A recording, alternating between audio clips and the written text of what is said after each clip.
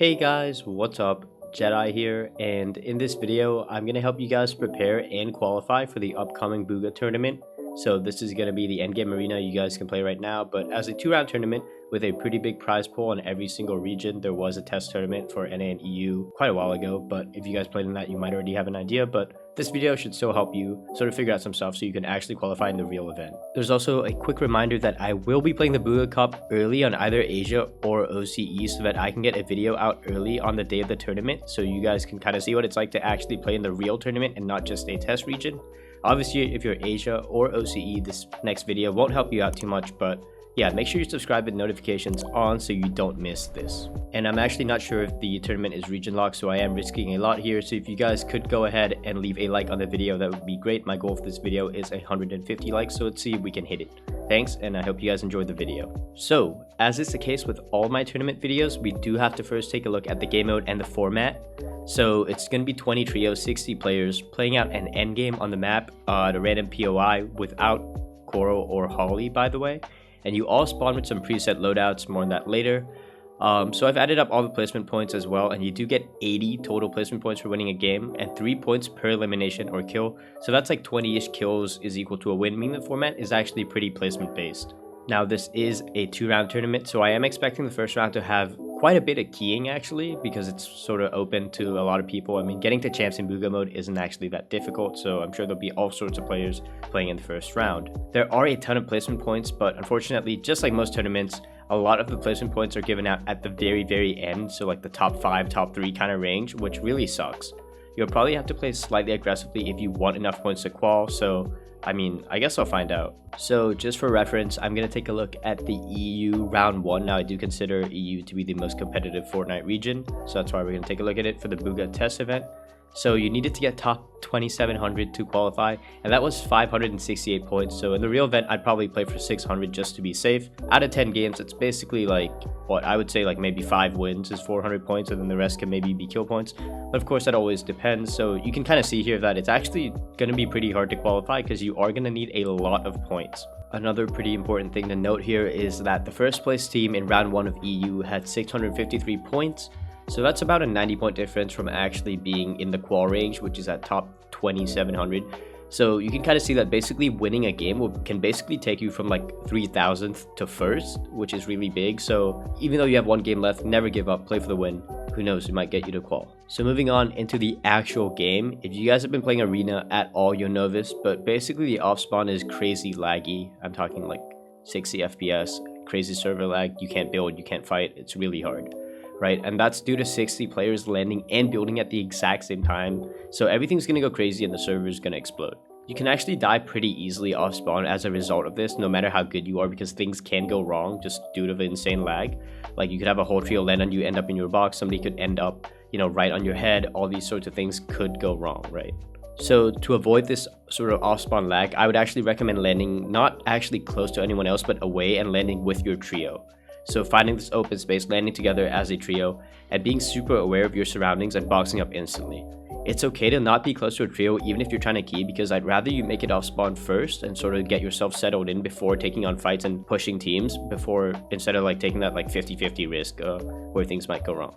Now, dealing with the lag itself, maybe if you have a lower end PC, obviously this might apply to the whole game, but you could try mobile builds. I've actually tried this out. It does make my game feel quite a bit better, but it does make box fighting more difficult at times, in my personal opinion. Obviously, that would change for a lot of players. Like, I know a lot of people are actually using mobile builds, like in tournaments and all sorts of modes, and they're perfectly fine with it. They'd rather have the lower input delay, so it's more personal preference. Personally, I probably won't be using it because I have to get footage for a video, and also because it makes it harder to box fight. Alrighty, so after landing, you should sort of evaluate your loot and basically what you got in terms of RNG, and then your trio's ability to fight. Well, technically you should already know how good your trio is at fighting and box fighting at these close ranges, but you really want to be sure because this is going to change how you play, right? So if you have bad loot, you guys probably know this already, but the green tack and AUG loadout, which honestly is probably the worst one you can get, really sucks. So you should probably consider box fighting, or at least trying to get a refresh just so you can get that little upgrade. Swap that AUG out for honestly I would say a regular AR is way better in this mode.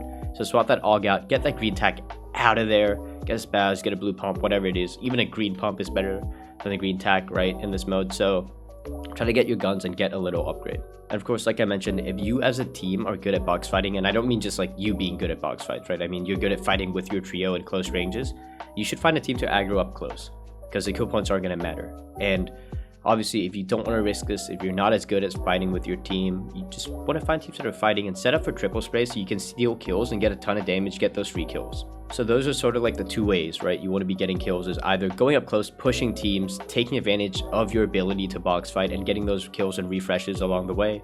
Or if you're not so confident with that, you can sit back, you can triple spray kids, isolate players that are alone, and you're able to just basically get free kills on. And then a lot of players spawn with harpoons, so you can go ahead and just harpoon that loot and get the refresh off that as well. Now here's the interesting part, right? So if you're box fighting people as a trio, let's say, and you start getting triple sprayed, you're like, oh, I'm getting focused. What I do recommend you should do immediately is change your angle and put your opponent between yourself and the team spraying. So I hope this makes sense. Like, it's actually pretty intuitive. So if the player you're fighting is between you and the team spraying, the team spraying has to get through them to start shooting at you. So that means that they're going to be the ones getting focused and pinched from both ends, and you'll probably be able to get the kill because they just can't concentrate and they're just being shot at from all angles. Alright, so outside of fighting, so just rotating and stuff, there are obviously a ton of crazy items like the shadow bombs and rifts and obviously launch pads, everything. So if you have those, which you probably do, getting to zones isn't actually too hard. Like, honestly, like, zone's really far, what are you gonna do? You're just gonna rift, right? If you have 3 shadow bombs, that's a free rotation, all that sort of stuff. So what I do recommend though is that you actually start playing placement and playing for the win once you hit first moving, because even if you're trying to full send the lobby, get like, you know, I don't know, 20-30 kills, those placement points at the end are really high. Like, you get like, I think it's like 14 for a win. That's like a lot of kills, right? That's like alone, it's like 5 kills, so it's a lot of points at the end. So getting kills during first moving is also more difficult. So once first moving comes in, I recommend playing it like a real end game, unless it's like obviously a super dead game and you're on height. Just for reference as well, the teams that play super high in the test event actually won like a lot of their games. Like, you can see the first place team had 5 wins out of their 7 played, showing that they still paid attention to placement, and at the end of the day, towards the end of their games, they still turned their attention around and played for the win. So even if you think, oh, I have to key to like qual or whatever, don't focus too much on keying once you get to the later stages of the mode. Now here's the interesting part as well for me. I would say, like, off spawn and playing through the mode right before the end game really comes in, I would still recommend trying to at least kill 3 players and getting the refresh off them, because you don't spawn with cap mats, and you want to have cap mats because a lot of other people going into the end stages will have cap mats.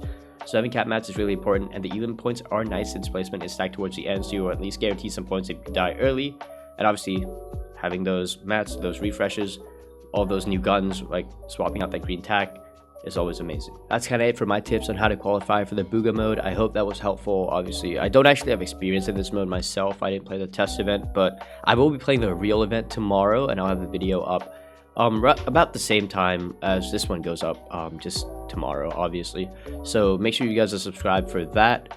That video should actually be really insightful and a lot more useful. Personally, I think it's going to be better than this one. But yeah, if you guys did enjoy the video, don't forget to leave a like and subscribe to my channel for more content just like this. If you guys would like, also, you can use my creator code JEDI2X in the Fortnite item shop to support me. Thank you guys for watching as always, and peace.